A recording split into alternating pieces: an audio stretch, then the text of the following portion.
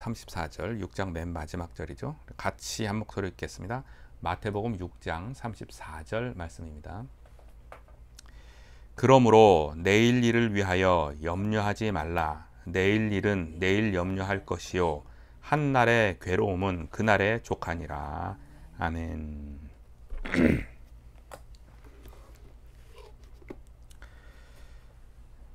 오늘 현대교회의 교훈이라고 하는 제목으로 같이 말씀을 살펴보도록 하겠습니다.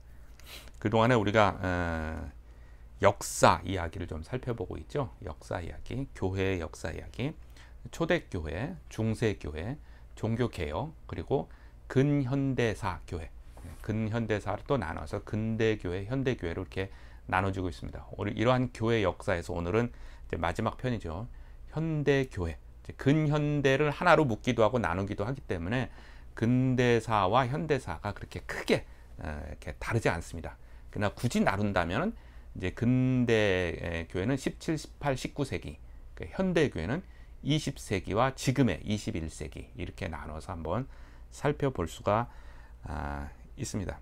초대교회는 우리 잠깐 한번 복습을 해보겠습니다. 초대교회 때는 예수님이 돌아가신 이후에 사도들을 이제 속사도 시대라고 합니다. 사도의 그 다음이죠. 교부라고 부르기도 하고 속사도 시대 때가 이제 초대교회 때인데 약 500년 동안을 기간을 의미합니다. 500년 기간 동안에는 교회가 국가로부터 국가 권력으로부터 엄청 핍박을 받았던 시기입니다. 물론 후반부에 조금 풀리긴 했지만 전반적으로 엄청나게 정말 상상 이상으로 예수님을 믿는다라고 하는 이유로 엄청나게 핍박을 받았던 때가 이제 초대교회 때라고 한다면 중세교회 때는 약 1000년입니다. 500년 이후 약 1500년까지 1000년 동안 이제 역전이 됐어요. 교회가 국가까지 다스릴 수 있는 권력을 갖게 되죠. 교황이 황제보다 권력이 세지는 때입니다. 그러다 보니까 부패가 너무 심각하게 되게 되죠. 모든 권력이 교황에게 몰리기 때문에 인간은 어쩔 수 없이 죄인이잖아요. 그러니까 권력이 모이게 되면 부패하게 되고 부패의 극심하게 됩니다. 부패가 아주 극심하게 되면 실질적으로는 아마 그 고해성사라고 하는 것이 아주 실질적으로 극심하게 되지만 성도들한테 충격으로 와닿았던 것은 어느 날 교황이 2명이 되는 때라고 볼 수 있어요. 아버지 파파라고 불렀던 그 모든 신앙의 정점이었던 교황이 어느 날 2명이 돼요. 그러니까 막 사람들이 딱 깨어지는 거죠. 이럴 수가 있을까? 도대체 어떻게 된 걸까? 뭐 그러면서 이제 깨어나게 되고, 그래서 1517년에 종교 개혁이라고 하는 것이 일어나게 됩니다. 개혁은 있는 것을 새롭게 뜯어 고치는 것을 개혁이라고 하죠. 있는 것을 새롭게 확 뜯어 고칩니다. 기준이 있어요. 뭐냐면 하나님의 말씀으로 확 뜯어 고치는 것을 개혁이라고 하고, 혁명이라고 하는 단어가 있죠. 혁명은 있는 것을 새롭게 뜯어 고치는 것이 아니라 있는 것을 없애버리고 다른 걸 갖다 놓는 것을 이제 혁명이라고 합니다. 종교 개혁 이후 에 이제 근현대사가 이제 시작이 되는데, 근대 교회는 17, 18, 19세기잖아요. 18세기 때에 이제 산업혁명이라고 하는 게 일어나죠. 산업혁명.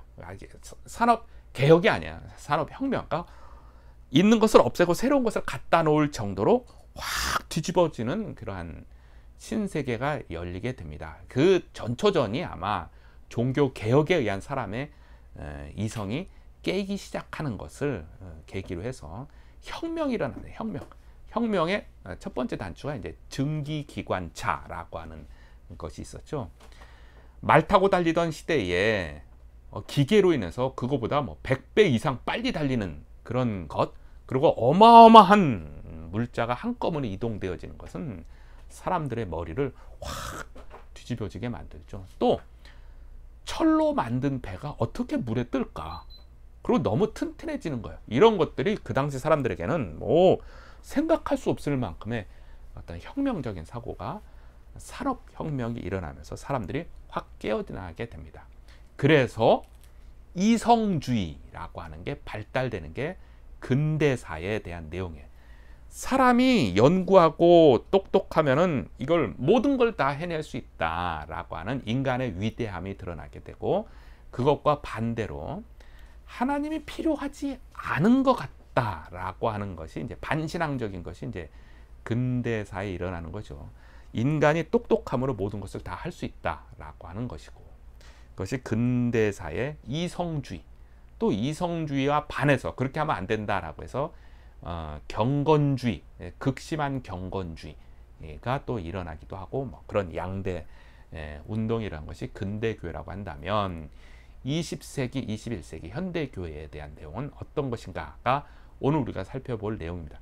현대교회 20세기라고 하는 것이 뭐 지금서부터 한 120년 전이니까 얼마 되지가 않은 거예요. 그러니까 1900년서부터 시작해서 지금까지 20세기, 21세기. 우리가 모두가 뭐 너무 잘 알고 있죠. 왜 그러면 지금 그런 시대에 살고 있으니까. 그래서 20세기, 21세기 현대교회를 통하여서 우리가 한번 무엇을 우리가 배울 수 있을지, 또 적용할 수 있을지를 한번 살펴보도록 하겠습니다. 현대교회 20세기, 21세기는 크게 큰 특징이 이제 두 가지가 있어요. 근대사에 이어서 20세기, 21세기도 역시 마찬가지입니다. 끊임없는 뭐 산업혁명, 1차 산업혁명이 증기기관이라고 한다면 2차, 3차, 지금 4차 산업혁명 뭐 그렇게까지 불리우게 되죠. 과학주의, 과학이 뛰어나게 되고 뭐 달나라도 가고 뭐 여러 가지 것들을 많이 만들게 되죠. 이성주의도 역시 지속되고 있어요. 그때서부터. 더더군다나 이제는 금융 자본주의라고 하는 것이 또 막 부각이 되죠. 금융 산업이 극도로 발달되어지는 그런 시대에 살아가고 있습니다. 또 개인주의와 마찬가지. 또 하나는 포스트 모더니즘주의. 뭐예요? 너도 옳고 나도 옳고 쟤도 옳고 다 옳으니까 궁극적으로는 우리가 다 그 절대자 신에게 하나로 가는 것 아니겠느냐, 뭐 이런 거야. 그러면서 우리가 같이 서로 어울리면서 같이 살자라고 하는 그러한 운동들이 일어나고 있는 한복판에 지금 우리는 살아가고 있습니다. 이러한 20세기, 21세기 이때에 큰 특징 두 가지가 있는데요. 뭐냐면 로마 카톨릭 교회. 보통 우리가 이제 카톨릭 교회라고 한다면, 카톨릭이라고 하는 말은 일반 교회라고 하는 그런 의미를 갖고 있어요. 그러니까 카톨릭 교회라고 하면은 지금의 우리 입장에서는 천주교하고 개신교가 다 포함되는 용어. 단어상 의미는 그렇습니다. 그래서 좀 더 구체적으로 표현하려면 로만 카톨릭 교회라고 해야 지금 우리가 알고 있는 천주교회가 되는 것입니다.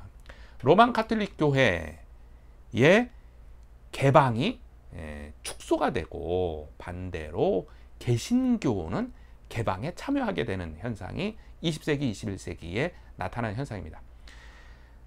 극심한 산업혁명으로 변화되어지는 이때에 로만 카톨릭 교회는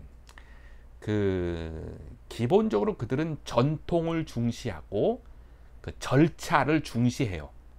그들의 미사나 여러 가지 형식들을 보면 전통을 따라하는 것, 또 절차대로 우리식으로 하면 예배가 아주 절차에 따라서 하는 것이 굉장히 중요합니다. 그래서 미사에 참석해 보신 분은 알겠지만, 앉았다 일어났다 앉았다 일어났다를 하면 10대 번 하면 이제 미사가 끝나게 되는 그런 거예요. 반드시 일어날 때 일어나야 되고 뭐 이런 것들이 많이 있어요. 이런 것들 때문에 개방되어지고 변화되어지는, 극심하게 변화되어지는 이 세상에 적응하는데 좀 뒤처지게 되고, 개신교는 말 그대로 리폼돼 있잖아요. 리폼도 하면서 하나님의 말씀을 제외하고는 다 변형시킬 수 있는 기본 개념을 갖고 있어요.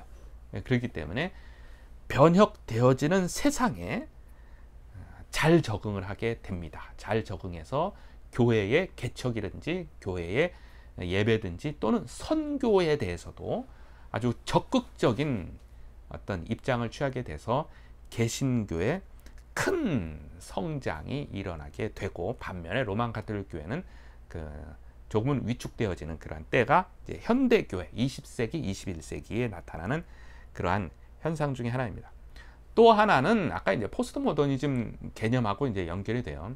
에큐메니칼 운동이 활발하게 일어나게 됩니다. 에큐메니칼 운동이라고 하는 것은 같은 한국말로 하면 교회 일치 운동이라고 하는 것입니다. 1910년에 시작이 되었죠. 교회 일치 운동. 이것이 이 에큐메니칼 운동이라고 하는 것이 긍정적인 면에서는 선교에 아주 큰 역할을 합니다. 예를 들어서 우리나라가 통일이 되었다고 한번 해봅시다. 통일이 되었으니까 북한에 기독교가 가겠죠. 기독교가 가서 교회를 세우고 그들을 위해서 이제 복음을 전파하고 여러 가지 것들을 하지 않겠습니까? 그런데 북한으로 우리 남한에 있는 개신교가 들어가는데 장로교가 장로교 이름으로, 장로교도 교파가 많이 나눠져 있어요. 각자의 교파대로 가서 교파대로 교회를 세우고 성도 모으고, 감리교들하고 성결교들하고 막 들어가서 자기네들끼리 남한에서의 어떤 그러한 다툼이 있는 것을 그대로 북한에 가서 똑같이 다툼을 이루면서 복음이 전파되기 시작한다면 북한 사람들이 얼마나 혼란스럽겠습니까? 차라리 예수 안 믿겠다, 뭐 그렇게 나올런지도 몰라요. 그것처럼 지금 이제 남한에서는 그런 준비를 하고 있지 않습니까? 만약에 북한의 문이 열려서 복음이 들어간다면 기독교라고 하는 하나의 이름으로 들어갑시다 라고 하는 것이 교회 일치 운동이 할 수 있는 큰 역할 중에 하나예요. 이런 방식대로 제3세계 선교, 뭐 중동 선교, 아프리카 선교를 할 때에 교회의 하나의 이름으로 들어갑시다, 뭐 이런 운동들이 아주 큰 장점이기는 해요. 그런데 이제 단점이라고 한다면 예수 믿으면 구원받습니다 라고 하는 그 명제 하나, 여기에만 동의하면 다 하나로 묶어줍시다 라고 하는 데 있어요. 그러니까 예수 믿으면 구원받습니다, 그런데 플러스 알파도 있어야 합니다 라고 하는 이러한 단체들까지 다 합쳐서 하나가 되어지는 그런 끈으로 엮어지는 것이 이제 많이 부담스러운 것이죠. 그렇게 해서 이제 1948년에 WCC라고 하는 세계교회연합이라고 하는 것이 이제 만들어졌는데, 이제 한국교회도 여기에 가입을 할 것이냐 말 것이냐 해가지고 크게 둘로 이렇게 나눠지기도 합니다. 장로교회가 WCC에 가입을 할 것이냐 말 것이냐에 대해서 이제 크게 두 동강으로 딱 나눠지게 됩니다. 여러분들은 어떤 생각이 있습니까? 만약에 이렇게 된다면 이러한 에큐메니칼 운동에 참여해야 된다고 생각하십니까? 아니다 라고 반대 의견으로 생각하십니까? 이러한 급변하는 세상, 현재 우리가 살고 있는 급변하고 있는 20세기, 21세기의 이 한복판에서 개혁주의 신앙운동, 복음을 갖고 살아갔던 한 사람의 인물에 한번 초점을 맞춰 보려고 합니다. 이제 시각을 한국적인 상황으로 한번 쭉 끌어들여서 이제 한국적인 상황을 한번 살펴보려고 합니다. 그리고 한국에서의 여러 훌륭하신 분들이 많이 있지만 한 분의 이야기를 한번 살펴보려고 합니다. 먼저 한국의 상황을 좀 살펴보죠. 20세기, 그러니까 1900년서부터 지금까지 한국의 상황, 20세기에는 한국의 상황을 크게 두 가지 사건을 우리가 언급할 수가 있죠. 너무너무 큰 사건이니까 사건을 이야기하지 않을 수가 없어요. 하나는 일제시대 때라고 하는 것과 또 하나는 연이어서 나타나는 한국전쟁, 6.25 사변이죠. 한국전쟁에 대한 이야기입니다. 1900년대에는 뭐 얼마 되지 않았어요. 그러니까 지금서부터 길어야 이제 120년 전 정도, 1900년대에는 일제시대가 우리나라에 펼쳐지는 때였죠. 1905년에 을사조약이 이제 펼쳐지게 됩니다. 을사조약은 뭐냐면 일본이 우리나라의 외교권을 박탈한 날이에요. 주권이 사실상 없어진 날이죠. 직전에 일본과 청나라, 청일전쟁, 일본과 러시아의 러일 전쟁이 일어났는데 그 전쟁에서 다 일본이 승리를 하게 됩니다. 그런데 중요한 것은 청일전쟁, 러일전쟁의 전쟁터가 어디냐 하면 우리나라예요. 우리나라에서 제3국끼리 싸움박질을 하고 일본이 승리하게 되고 우리나라의 외교권을 박탈하게 되는 것이 을사조약이 1905년에 있었고 5년 뒤인 1910년에 한일합방이라고 하는 것이 일어나게 되죠. 일본이 우리나라를 완전히 이제 통치하게 되는 겁니다. 그러니까 우리나라의 통치권이 없어지고 일제 강점기가 공식적으로 시작된 때가 1910년 20세기 초반입니다. 우리나라 상황이 그렇게 되죠. 1910년이 그렇게 되고 9년 뒤인 1919년에 3.1 운동이 일어나게 되고 1910년에서 36년, 일제 36년을 지낸 1945년 우리가 잘 알고 있는 8월 15일에 해방이 되게 됩니다. 일제 36년, 햇수로는 36년 해방이 되자마자 미군이 우리나라를 이제 통치하게 되는 미군정 시대가 되고 1948년 지금은 7월 달이잖아요. 7월 17일 제헌절을 맞이해서 우리나라가 정부 수립을 하게 됩니다. 그렇게 해서 우리나라가 이제 독자적인 정부를 갖게 되는데 1948년에 그런 이후 2년 만에 얼마 되지 않아요. 우리나라 참 격변의 20세기를 보냅니다. 2년 만에 1950년 뭡니까? 6월 25일 6.25 전쟁이 일어나게 됩니다. 조금 이제 수많은 백성들의 소원이었고 꿈이었던 일제로부터의 해방을 맞이하는 그 감격이 2년 지나니까 전쟁이 일어나게 되고 이 전쟁이 얼마 동안 전쟁이 일어났냐면 3년간 전쟁이 일어나요. 그래서 1953년 동안 전쟁이 일어나고 53년 7월 27일 지금이 23년 7월 16일이잖아요. 그러니까 딱 70년 전, 정확하게 70년 전, 조금 한 10여일 빠집니다. 7월 27일, 53년 7월 27일 정전협정을 맺게 됩니다. 그러니까 전쟁을 잠시 중단하자예요. 그래서 정전협정 된 지 지금이 딱 70년째입니다.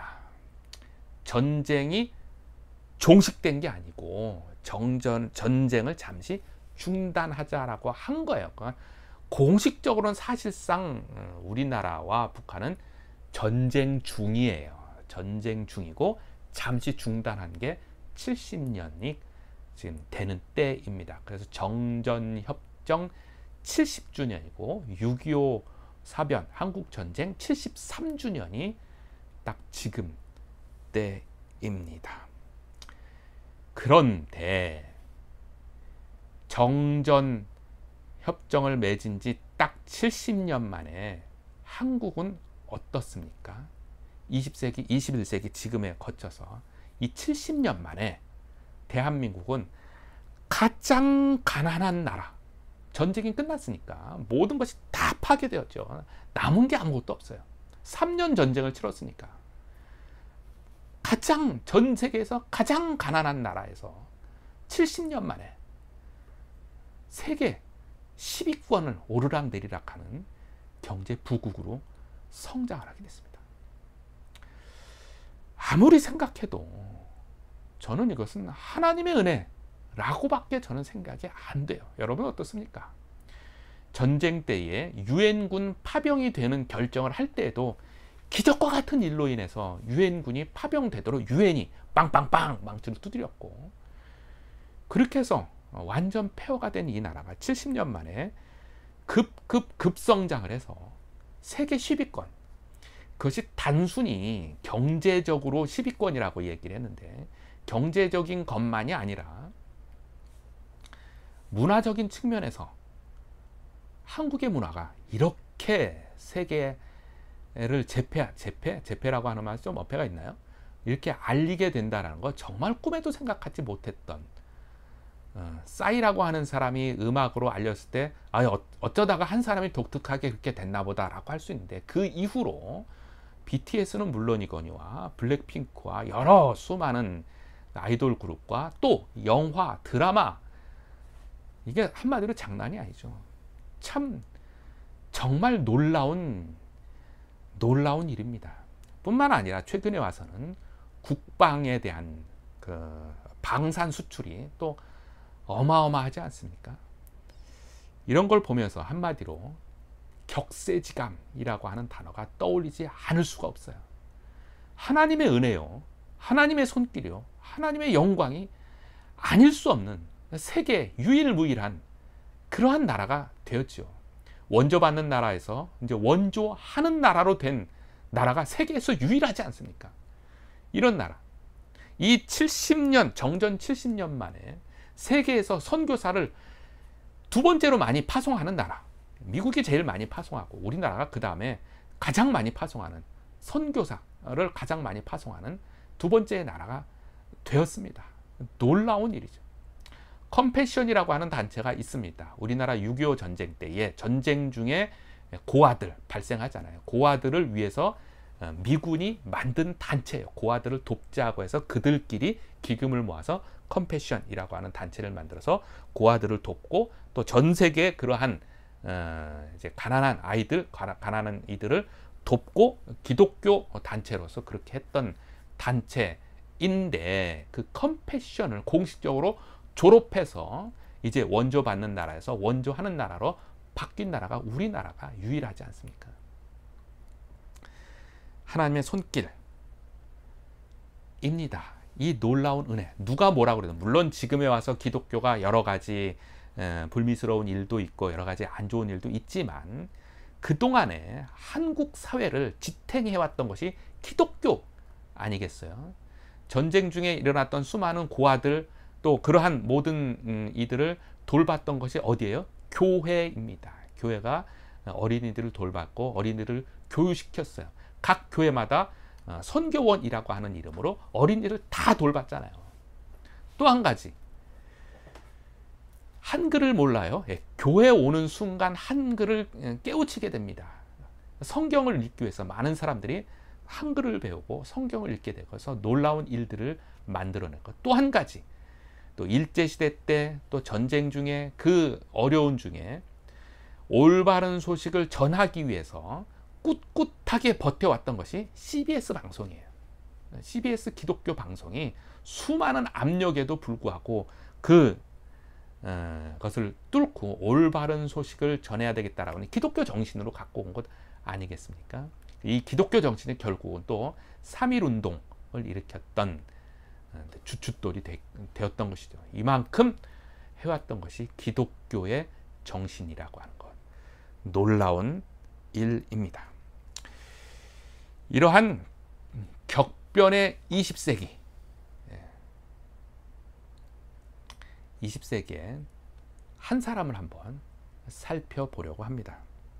그는 정암호죠. 정암 박윤선 박사, 박윤선 목사님입니다. 이분은 1905년에 태어났어요. 그러니까 20세기 시작하자마자 이제 태어나서 1988년도에 이제 세상을 떠났습니다. 하나님 품에 갔죠.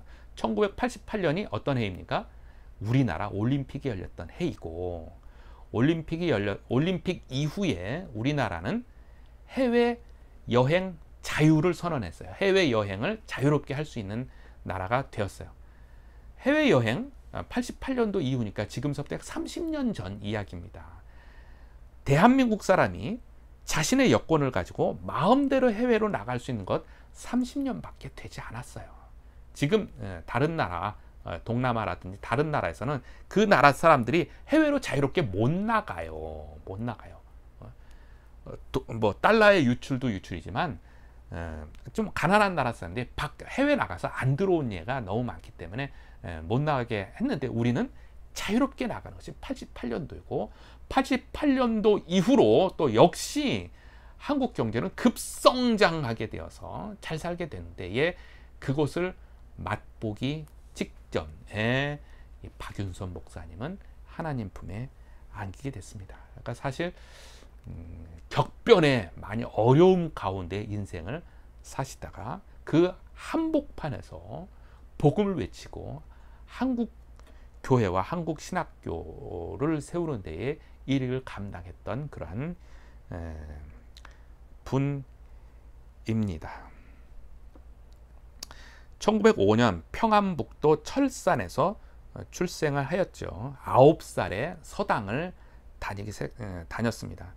사실 서당이라고 하는 이름이 한국에 한 30년 전까지 있었다고 그래요. 그러니까 없어진 지 얼마 되지 않았어요. 그러니까 서당 9살에 서당을 다녀서 한학을 공부했죠. 오경과 예기와 주역과 사서 삼경, 논어, 맹자 뭐 이런 것들이고, 당시 학교 교육이라고 하는 것이 그냥 이런 것들을 외우는 거예요. 그냥 외워서 설명하는 것이 이제 학교 교육의 뭐 대부분이었어요. 그냥 다 뭐 공자왈 맹자왈 다 읽고 수없이 많이 읽고 외워서 설명하는 것이 이제 학교 교육의 전부였었는데, 이분이 그것을 이제 다 외웠다는 거 아닙니까? 어렸을 때 모습은 이제 한마디로 이제 똑똑한 아이의 모습이다라고 그렇게 설명할 수 있어요. 이 지금 보는 사진이 그래도 한 10여 세 정도 되어 보이는 것인데, 17세에 교회를 처음 가게 되는데, 집에서부터 교회까지 거리가 6km가 떨어져 있는데 그곳을 이제 매번 걸어서 왕복해서 교회를 다니게 되었어요. 당시 교회는 남녀가 완벽하게 구분되어서 앉게 되죠. 뭐 그런 유교 전통적인 모습이 그대로 살아 있었던 것이죠. 18세 때에 18살에 이제 대동소학교 6학년에 처음 들어가게 되고, 또 18세 때에 15살 신부와 결혼을 하게 됩니다. 당시는 얼굴을 보고 결혼하는 것이 아니라 이제 부모님의 인도함에 따라서 결혼을 하게 되죠. 19세 때에 오산중학교 2학년으로 월반하게 되고, 다시 신성중학교 3학년으로 월반하게 됩니다. 평안북도에 오산학교가 있었어요. 이때의 오산은 한자로 5오자, 매산자 이렇게 해서 있고, 지금 경기도 오산의 오자는 까마귀 오자를 씁니다. 그러니까 다른 거예요. 경기도 오산에는 오산학교가 없고, 서울 평안도에 있던 이 오산학교가 서울 보강동으로 와서 오산중고등학교가 있죠. 제가 그 학교를 나왔습니다. 그래서 19세 때에 기독교 학교에 영향을 받게 됩니다. 그래서 기독교 채플에 들어가게 되는데, 이때에 이제 이 박윤선 목사님은 그때 당시 나이에 늘 고민이었던 게 이거예요. 어떻게 보이지 않는 하나님을 믿을 수 있을까? 가 당시에 고민했던 내용 중에 하나였다 그래요. 우리 동일하게 한번 고민해 봅시다. 어떻게 보이지 않는 하나님을 믿을 수 있습니까? 어떻게 대답하시겠어요? 박윤선 목사님은 당시에 무릎을 치면서 발견했던 것이 바로 내 손에 들고 있는 성경이 하나님이 계신 증거다 라고 하는 것으로 확 깨닫고 기독교 신앙에 매진을 하게 됩니다. 주경야독하게 되고, 그의 부인이죠. 아내도 공부를 시키게 됩니다. 당시에는 부모님들이 반대해서 여자는 공부하면 안 된다라고 했는데, 이분은 자기 아내도 공부를 시켰습니다. 23세 때에 지금의 이제 숭실 전문학교죠. 그곳에 가서 이제 선교사를 만나서 영어를 배우게 되고, 또 아르바이트도 많이 했죠. 호텔 가서 일도 하게 되고, 영어가 일단 좀 되니까 일도 하게 되고, 이것저것 일을 많이 하게 됩니다. 27세 때에 평양신학교에 입학을 하게 돼서, 그가 늘 고민했던 것 중에 하나가 뭐냐면 참고서가 없다는 거예요. 뭘 좀 연구해 보려면은 참고서가 있어야 돼. 참고서가 없어서 그가 이제 그때서부터 다짐한 것이, 내가 그러면 참고서를 하나 쓰겠다. 주석서죠. 주석서를 자신이 직접 쓰겠다라고 이제 소명을 갖게 되고, 기회가 돼서 30세에 미국 유학을 떠나게 됩니다. 이제 선교사들의 도움을 받아서 미국의 웨스트민스터 신학교에 입학을 하게 됩니다. 배를 타고 17일 걸려서 가는 길이라고 해요. 17일 걸려서 가는 길, 17일 동안에 배 안에서 요한계시록을 다 암송을 하고 갔다라고 하는 그런 것이죠. 그곳에서 이제 성경 해석과 성경 언어와 칼빈주의 기독교 장로계의 교리를 공부하고 있는 와중에 기쁜 소식이 한국으로부터 들려오게 됩니다. 뭐냐면 어머니가, 아버지는 그 전에 일찍 돌아가셨고 어머니가 예수님을 영접했다라고 하는 소식이 들려지게 됩니다. 당시에 이 박윤선 목사님의 부모 세대 때의 여자들은 이름이 없었어요. 그냥 김씨, 박씨 이렇게 불렀는데 이 박윤선 목사님은 미국으로 떠나기 전에 어머니의 이름을 자기가 지어줬어요. 김진선이라고.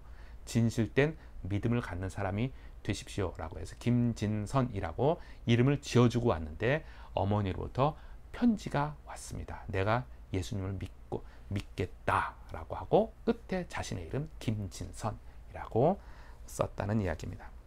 32세 때에 다시 이제 한국으로 와서 평양신학교의 원어 강사의 역할을 하게 됩니다. 아마 지금 이 사진은 아마 그때의 사진이지 않을까라고 라고 보여집니다. 뭐 영어로도 쓰여지고 New Testament existed, 뭐 신약 성경 주해라고 써 있는 그런 것 같습니다. 그래서 처음으로 고린도 후서 주석서를 이제 쓰기도 했습니다. 이분 그러나 고난의 시절을 보내고 있을 때였었죠. 당시 20세기 초반에는 이제 우리나라 전체가 다 고난이니까 1938년에 일제 신사 참배에 대해서 조선 예수교 장로회, 한국 기독교가 가결을 하게 됩니다. 일제 신사 참배 해도 괜찮다라고 땅땅땅 허락을 해요. 교회가 공식적으로 허락을 합니다. 이때 이제 개별 교회가 그것을 반대하는 운동들이 일어나게 되죠. 평양 산정교회 주기철 목사님, 또 마산 문창교회 한상동 목사님 등등 전국의 몇몇 교회들이 개별적으로 반대 운동을 하게 되는 이러한 와중에 이분 박윤선 목사님은 이 꼴 저 꼴 보기 싫어서 다시 미국으로 가게 됩니다. 훗날 이분이 이 사건을 두고 엄청 회개를 해요. 내가 죄인이다라고. 왜? 한국에서 수많은 사람들은 이것으로 싸우는데 자기는 어찌 보면 미국으로 도피한 것 같다라고 해서 크게 회개를 합니다. 같이 맞서 싸워야 되는데 그러지 못한 거에 대해서 회개를 하게 됩니다. 40세에 중국 심양으로 가게 되고 그곳에서 요한계시록 주석과 공간복음서 주석을 쓰게 됩니다. 41세 때에 우리나라 해방을 맞이하여서 다시 한국으로 돌아오게 돼서 부산으로 가서 지금의 고려신학교, 고신측이라고 하죠. 고려신학교를 세우게 되고 거기에 설립하게 되는 역할을 맡게 됩니다. 한국교회의 이제가 이때서부터 이제 성장을 하게 되는데 어떤 부흥회, 사경회 이런 게 많이 열리지 않습니까? 그때마다 이제 부흥 강사들의 이제 수준이 많이 떨어지게 되는 것을 보게 됩니다. 정말 떨어지게 되죠. 제가 기독교 교계 기자 생활을 좀 오래 했는데 초창기에는 그 부흥회라든지 이런 취재를 좀 꽤 많이 했어요. 그때를 돌아봐도 정말 많이 좀 수준이 많이 떨어져요. 그러니까 사람들을 감동을 자극시켜서 막 그런 일들을 참 많이 하게 되는 걸 많이 보게 됩니다. 이분들이 이 목사님이 역시 이제 그런 것들을 자극받아서 열심히 자기가 할 일은 주석서를 많이 펼쳐내는 것이라고 그렇게 생각을 했습니다.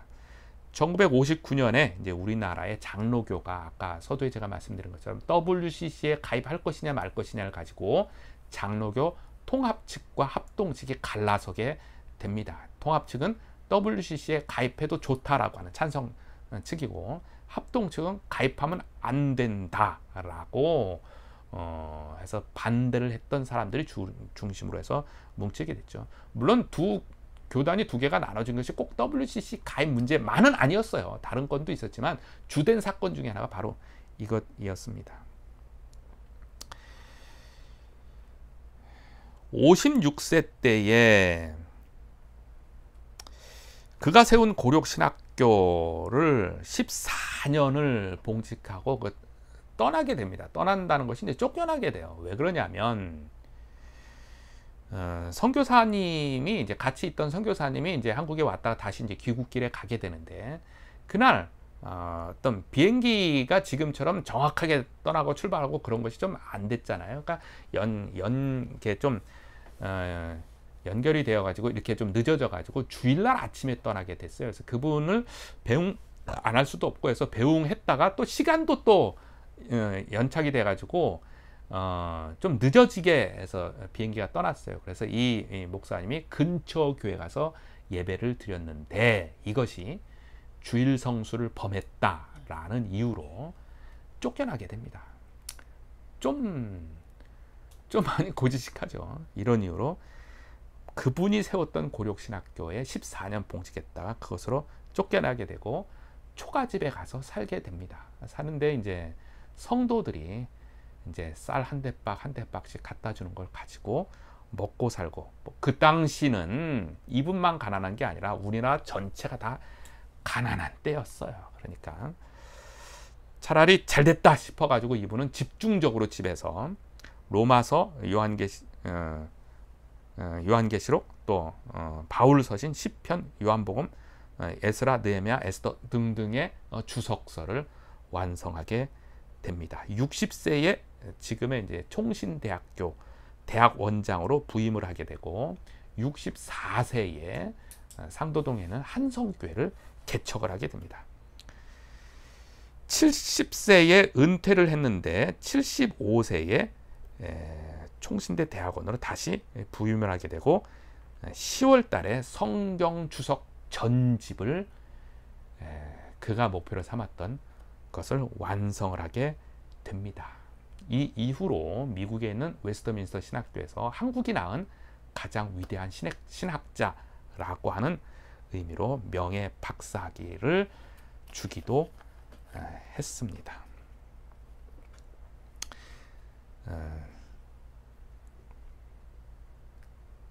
76세 때에 이제 총신대학교가 이제 학내 분쟁이 일어나게 되고, 그곳에서도 17년 사역을 마치고 이제 수원에 있는 합동신학교를 설립을 하게 됩니다. 그 당시에 이제 신보균, 윤영탁, 김명혁, 박경용, 그리고 지금 얘기한 박윤선 목사님을 포함해서 합동신학교를 설립하게 되고, 84세에 1988년도 올림픽이 9월 달에 시작을 했는데 이분은 6월 달에 하나님의 부르심을 받고 세상을 떠나게 됩니다. 88년도 이후로 한국이 급성장하여서 정말 소위 말해서 잘 나가게 되는데, 이것을 눈으로 보지 못하고 하나님의 부르심을 받고 격동의 한국 사회 속에서 지내다가 하나님 곁으로 떠나게 됩니다. 이분의 묘비에는 그분이 평상시에 좋아했던, 그리고 늘 암송하면서 자주 읊었던 성경 구절이 적혀 있는데, 오늘의 본문의 말씀이 바로 그것입니다. 마태복음 6장 34절 말씀. 그러므로 내일 일을 위하여 죄송합니다. 염려하지 말라. 내일 일은 내일 염려할 것이요 한날 괴로움은 그날에 족하니라. 사실상 마태복음 6장 34절보다 33절이 유명하지요. 33절. 그런즉 너희는 먼저 그의 나라와 그의 의를 구하라. 그리하면 이 모든 것을 너에게 더하시리라. 이 말씀은 마태복음 6장 9절서부터 시작되는 죄송합니다.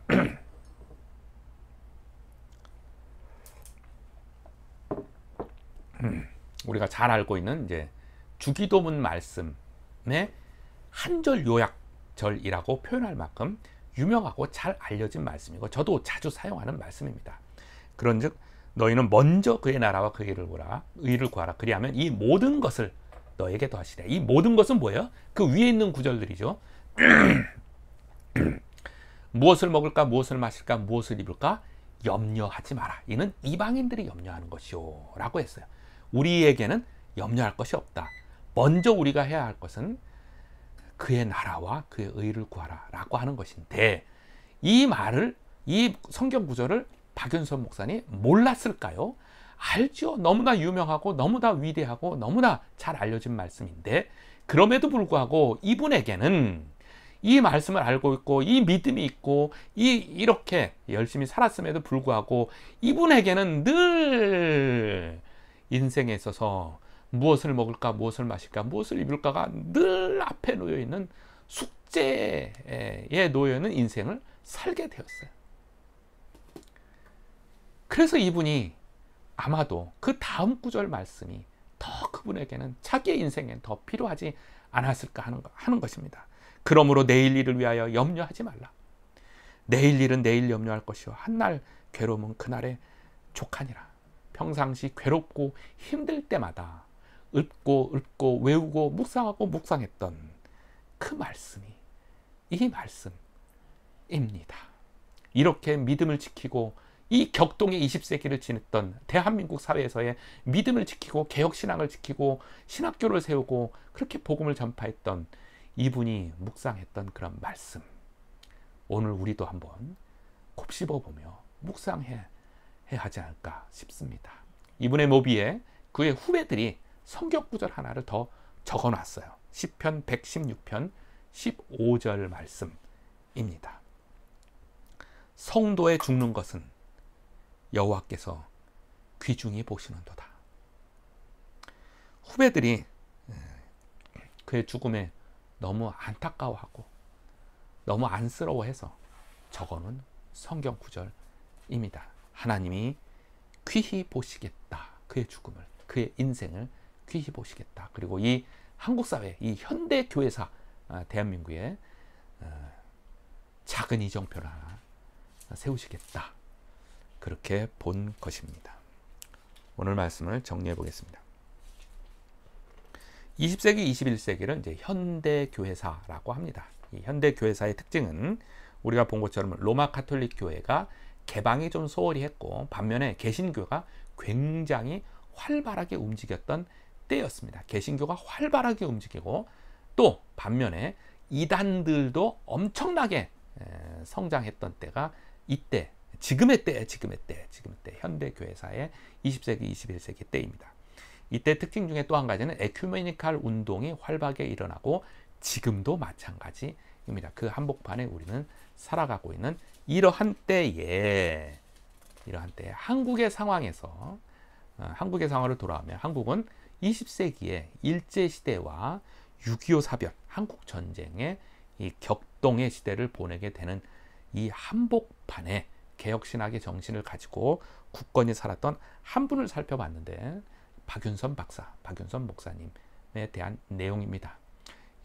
이분이 바라봤던 하나님, 그 신앙, 또 하나님께서 이 현대사를 다스렸던 하나님의 손길, 그리고 지금도 한국을 다스리시며 한국을 인도하시는 하나님의 손길, 그것을 기억하시면서 하나님의 손길은 변함이 없이 오늘 대한민국 사회와 교회와 또 우리 가정과 우리 인생과 우리 앞날을 인도하시며 함께 하십니다 라고 하는 그 믿음을 가지고 이번 한 주간도 담대하게 그렇게 살아가기를 주의 이름으로 축원합니다.